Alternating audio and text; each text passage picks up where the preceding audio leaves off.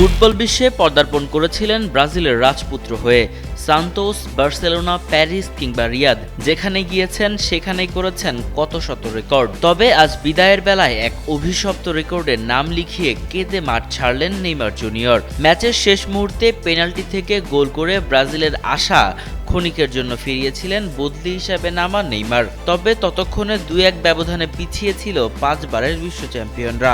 সমতায় ফেরার মতো আর সময় মেলেনি। শেষ বাঁশি বাজার সঙ্গে সঙ্গেই কান্নায় ভেঙে পড়েন নেইমার। সেই সঙ্গে বিশ্বকাপে ব্রাজিলের যাত্রাও থেমে যায় শেষ 16তেই। রোববার রাতে নিউ জার্সিতে নরওয়ের কাছে ব্রাজিলের হার নেইমারের ক্যারিয়ারের একটি নেতিবাচক রেকর্ড যোগ করে দিয়েছে। মজুক বিরাট কারবার, জিতে নাও ফ্যামিলি কার, স্পোর্টস বাইক ছাড়াও লক্ষ লক্ষ নিশ্চিত গিফট। সান্তোসের ফরওয়ার্ড ম্যাচ শেষে মাঠে কেঁদেছেন।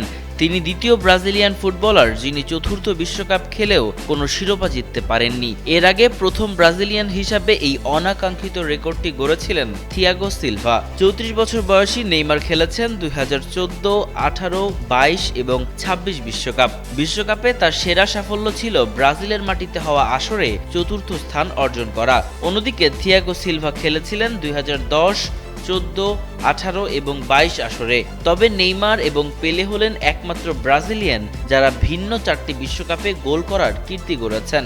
পেলে, নিলগুন সান্তোস, লেয়াও, কোস্তিলহো, কাফু, দাজালমা সান্তোস এবং রোনালদো নাজারিও 4 বা তার থেকে বেশি বিশ্বকাপ খেললেও তারা প্রত্যেকেই চ্যাম্পিয়ন হওয়ার স্বাদ পেয়েছেন।